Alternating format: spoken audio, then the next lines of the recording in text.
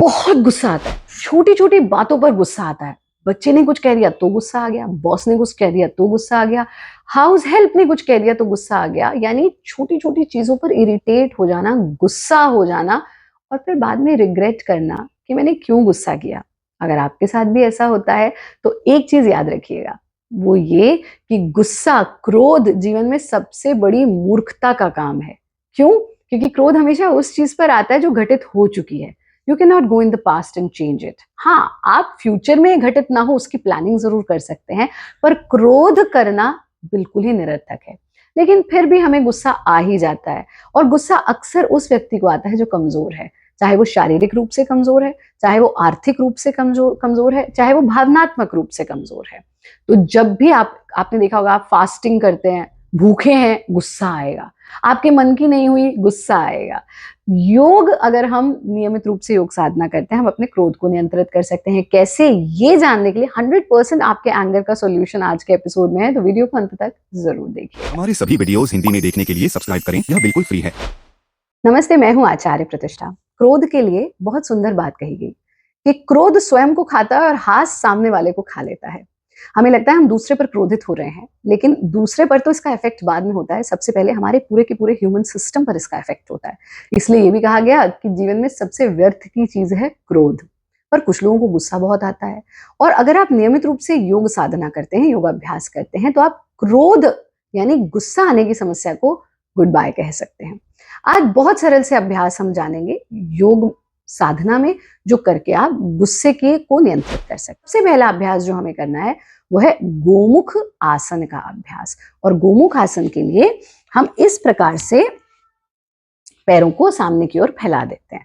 और जब पैरों को सामने फैला देते हैं तो लेफ्ट पैर को ऐसे फोल्ड करते हैं कि वो राइट एड़ी को, आपकी जो लेफ्ट एड़ी है वो राइट हिप को छू जाए, और राइट को ऐसे फोल्ड करते हैं कि जो आपकी राइट एड़ी है वो लेफ्ट हिप को छू जाए।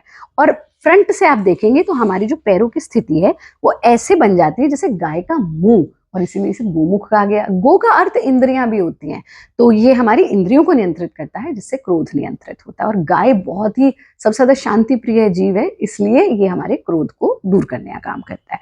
जो पैर नीचे है, यानी हमारा बायां पैर, वो हाथ नीचे से पीछे जाएगा। जो पैर ऊपर है वो हाथ ऊपर से पीछे जाएगा, और दोनों हाथों को आपस में मिलाने का प्रयास करना है। हाथ मिलाने के चक्कर में से आगे नहीं झुकना, सीधा बैठिए, कमर सीधी, चेहरा शांत। और इस स्थिति में 5 बार लंबा गहरा सांस लीजिए। जब आप 5 बार लंबा गहरा सांस ले लें, हाथों को वापस ले आए। फिर आप अपने पैरों की स्थिति परिवर्तित करके और हाथों की स्थिति भी परिवर्तित करके इस तरह से 5 गहरे सांस लेंगे, हाथों को वापस ले आएंगे। रिलैक्स हमको कैसे करना है, इसमें हम अपने पैरों को सामने फैला देते हैं, हाथों को पीछे टिका देते हैं और गर्दन को बिल्कुल ढीला छोड़। दूसरा अभ्यास जो आप लेंगे वो है चंद्रभेदी प्राणायाम का अभ्यास। हम सब ईड़ा, पिंगला, सुषुम्ना के बारे में जानते हैं। हम ये भी जानते हैं कि ये हमारा सूर्य स्वर है, ये हमारा चंद्र स्वर है।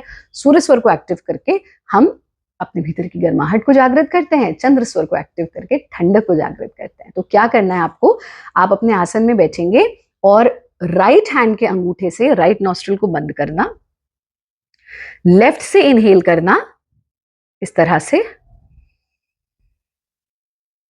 राइट से एक्सहेल करना। बस इसी प्रक्रिया को दोहराना है। फिर से लेफ्ट से इनहेल करना, राइट से एक्सहेल करना, हाथों को वापस ले आएंगे। अंतिम काम ये कि जब आपको बहुत तेज गुस्सा आए, थोड़ी देर दाएं करवट से लेट जाइए, यानी राइट करवट से लेटिए। आपका चंद्र स्वर एक्टिव हो जाएगा और आपका क्रोध पर नियंत्रण होगा। इन आसान से तरीकों से आप अपने क्रोध को नियंत्रित कर सकते हैं। हमारा कार्यक्रम देखते रहें। नमस्ते।